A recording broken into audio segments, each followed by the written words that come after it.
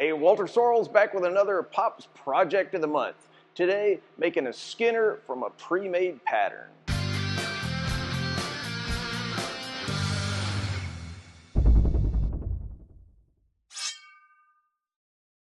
I'm really excited about today's project for a bunch of reasons. First, we'll be using a really fun and interesting tool that you guys will love, but more importantly, the knife itself. Now, before we get to that, as always, our Pops Project of the Month is sponsored by Pops Knife Supply, your source for everything knives. So look, I get contacted by a lot of guys who are looking for, a way into the hobby of knife making that doesn't require them to take on every single aspect of knife making in one throw. Something that's, doable in a reasonable time frame, a weekend, a couple evenings, that sort of thing. And today's project is perfect for that. There are a couple of things that are great about it that make it kind of what I'd call a project knife. First, the knife itself is small, so if you're using a starter type belt grinder or even filing it to shape, there's not huge amounts of steel to remove. So two reasons for that. First, it's just basically got a small blade, but more importantly, you can get the knife blank already shaped for you direct from Pops Knife Supply. This means that it's a very doable weekend project, something you can do with your kid, a grandson, a buddy, or if you wanted to make some knives to give to friends or family, you could do a bunch of them at a time, and it's not going to take you 6 months to get them all finished. All right, let's jump on in. It's a pattern blade cut from 1084 steel. You can find this pattern by searching for Canuck, C-A-N-U-K, on the Pops website. 1084 is a high carbon steel that is rightly considered to be relatively easy to heat treat, so it's perfect for this kind of project. Before we're done, we'll also use this micarta pin stock, some very cool burlap micarta, a piece of 1/4 inch brass tube, and some G10 spacer material. I chose this pretty flashy orange material, but of course, if you do this yourself, Pops has a huge supply of handle materials, and you can go with any color and material combination that suits you. First thing we're going to do is drill some holes. I'm going to show a couple of drilling techniques in this video, but the first one, I'm going to use a pretty fancy drill. I'll begin by measuring and marking 3 holes, 2 for micarta pins and 1 for the thong tube. Now I'll set them up on my mill drill. Having a really nice milling vise like this Kurt is a huge luxury in a shop, but you'll never be sorry if you plunk down the money to get one. When I'm drilling most things, I prefer to drill this way, using machinist parallels in the vise to assure really perpendicular holes. When drilling steel, using tapping fluid will really extend the life of your drill bit.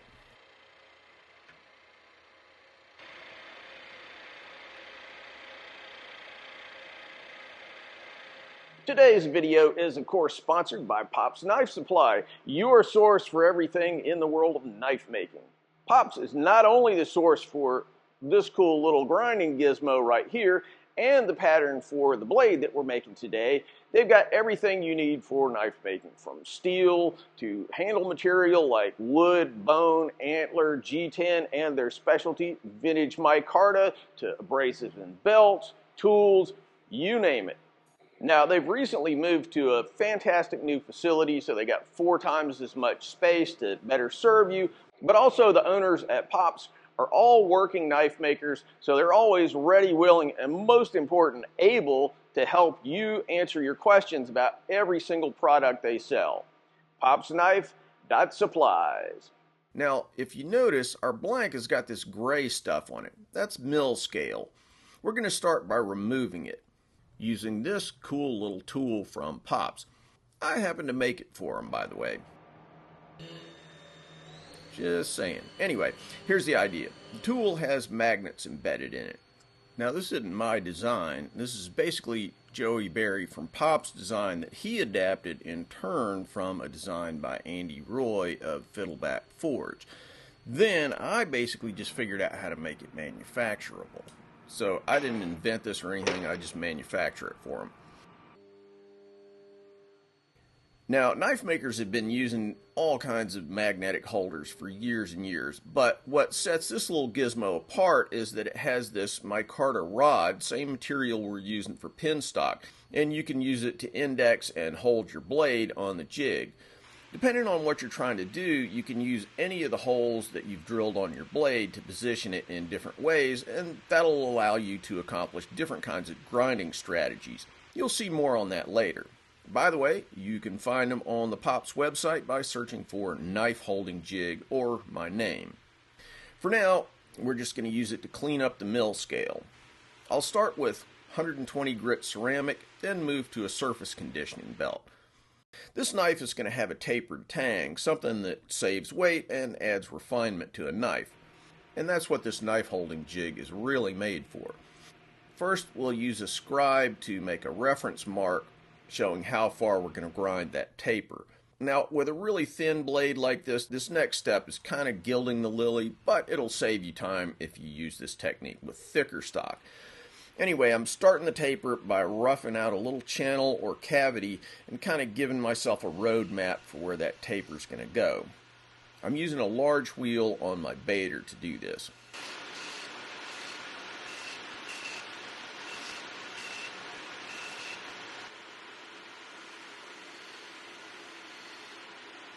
That's about what we're looking for, leaving a little margin all the way around the outside. Then we're going to place the knife on the tool like so, peg in the rear hole, and start grinding away. It takes a little practice, but honestly not that much to make this work. You may find it's better to go tip up or tip down. The key point here is that the handle on this tool allows you to easily shift pressure across the face of the tool, and therefore on the blade blank. Wherever you push harder, you'll grind faster and deeper too. So what you want to do is focus extra pressure on that end of the knife. Now don't go too caveman on it. You want to have pressure on the whole bottom of the knife, but just more pressure where you're grinding more material. And then you're going to slowly sneak your way up to where you want that taper to end. In this case, right about where we hollow ground that little cavity. Very thin stock, so this goes pretty quickly. No point in getting too aggressive. Do both sides, working down to those reference marks, and we're done. Now when we scribe those reference marks, we also scribe center lines on the blade itself. I'll also use some layout fluid to give a reference for my grind lines. Now I'm ultimately going to grind higher than these little reference marks, but it's helpful, especially for roughing, to know where you're heading on the initial grind. Here we go. Normally I like to rough blades with 36 grit belts, but in this case I'm using 120 grit ceramic because these blades are pretty thin and pretty small. The higher grit gives me a little more precision.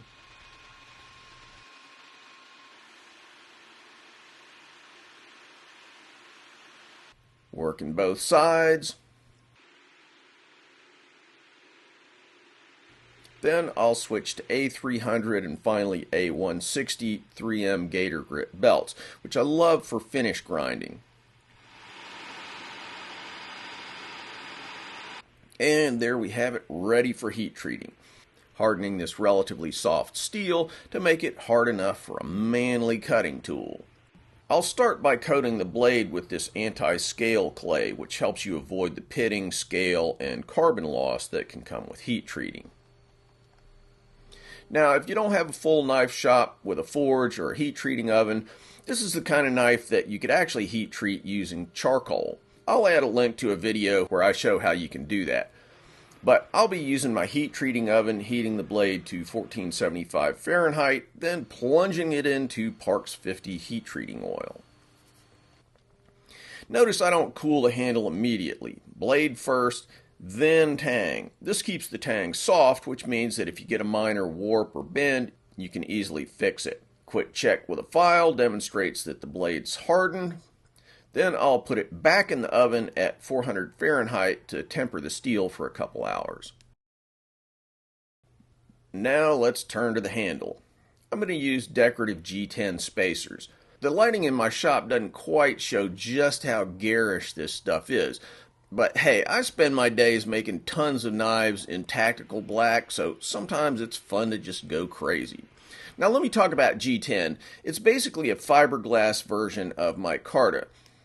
Honestly, I have a love-hate relationship with stuff.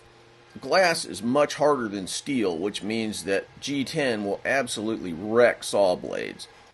Normally I cut micarta on my bandsaw, but not G10.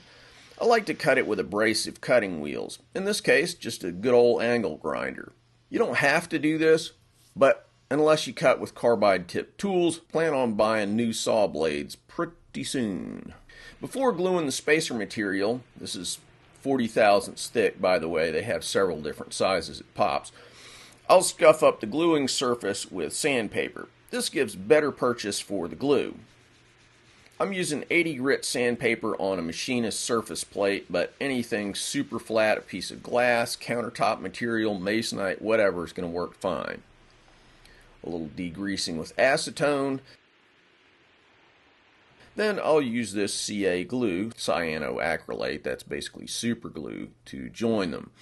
I love this medium thick gel. It cures a good deal slower than old-fashioned super glue, which gives you more working time.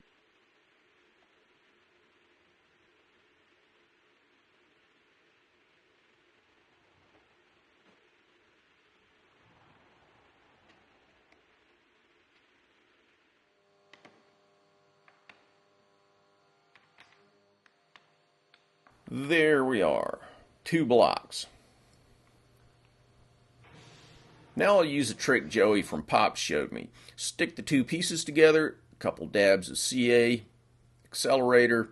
Now we can layer this up like so, interface to interface. Bear in mind that with a tapered tang like this, the thicker the tang, the more likely that the change of angle caused by that taper will throw this whole process off and put your holes in the wrong place. Works fine for a thin blade like this little Canuck though. As I promised, we'll show a totally different drilling technique here. This time I'm using a standard Home Depot type benchtop drill press. With a vice grip type clamp loosely attached to the table of the drill, I just maneuver everything to get the hole and the drill aligned. Then clamp down and drill away.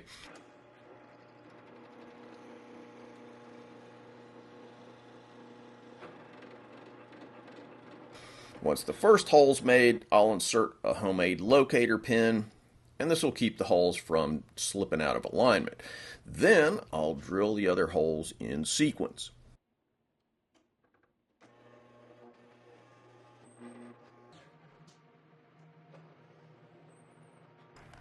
Pop the 2 pieces apart, then more sanding on the machinist block. This time, both to increase adhesion and to flatten them out and get rid of glue and all that, so that all these faces lie nice and tight together. Before gluing up the handle, we'll take the knife back to the grinder and pretty it up.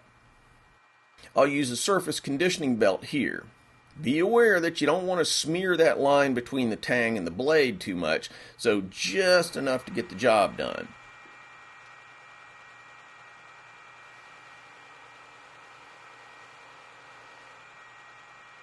I'll also reposition the blade on the knife holding jig so that it puts pressure just on the blade. That's going to smear the grind line like so, but I'm going to clean that up anyway, so no harm, no foul. And here we go, hitting it up on the 160 Gator Grip belt.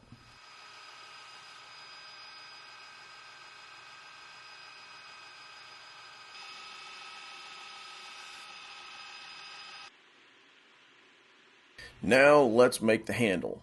Normally I like to trim excess material on the bandsaw before glue up, but like I said, that's bandsaw suicide, so I'll just resign myself to a bunch of grinding. That said, I'm going to clean up the front face of the handle first. Chop it here, then over to the grinder.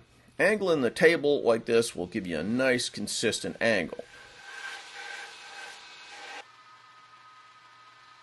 Run up to higher grits.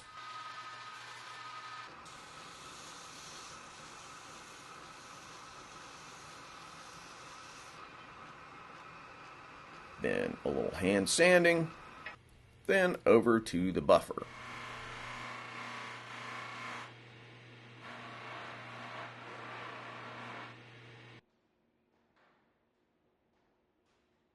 Time for glue up. I'll use my abrasive blaster to scuff the tang, but you can do this with sandpaper or heavy Scotch-Brite. However you do it, it's going to improve adhesion. Then I'll degrease all my bits and pieces with acetone. Nothing ruins a glue joint like grease. It's always a good practice to pre-assemble. Then mix up the epoxy. I like 30-minute epoxy over the usual Home Depot 5-minute stuff. Slather the epoxy.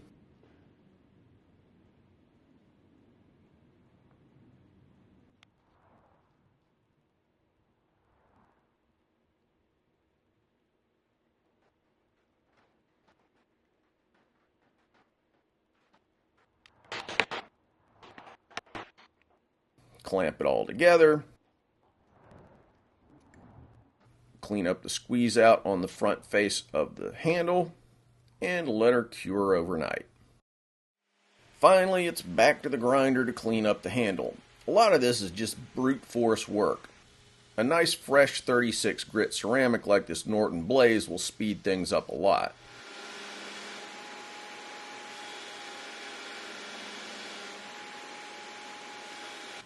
Once I've got it ground to the margins, I'll turn it tip up and start radiusing the handle. Up to 220 grit.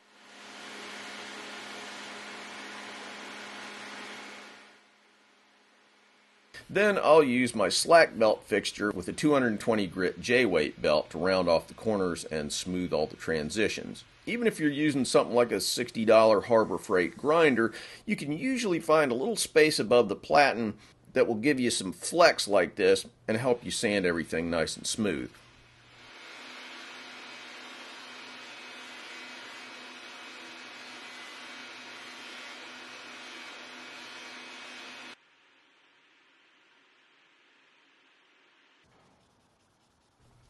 A little hand sanding with 400 and then 600 grit sandpaper. Finally, I'll buff it to a shine.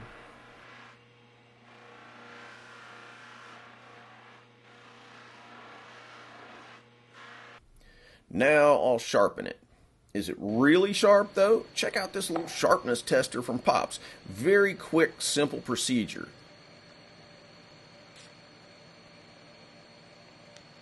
And the results are in. Okay, wait a minute. This is such a neat little tool. I think I'm going to do a whole separate review of it in another video. We'll find out then if this knife passed the sharpness test or not.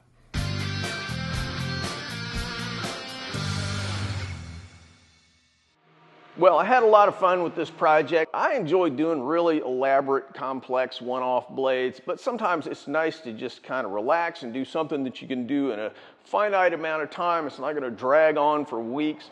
And when you're done, you got something you can hold in your hand and show everybody you know. It's a pretty cool thing. All right, guys, thanks as always. Thanks to Pop's Knife Supply, and keep on making those knives.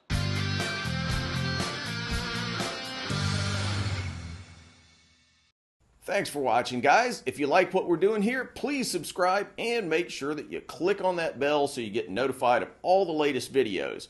Want to buy a knife from me? Check out my modern blades at tacticsarmory.com. Digging the channel? You can support our video making efforts on Patreon. You know, I've been banging away on these videos for like 10 years, so I hope you'll show some love for all that hard work. Link in the cards and descriptions. Finally, if you're interested in making Japanese swords, check out my full line of Japanese sword videos where I show how to forge Japanese swords as well as how to polish them and how to make fittings, handles, and scabbards. WalterSorrellsBlades.com.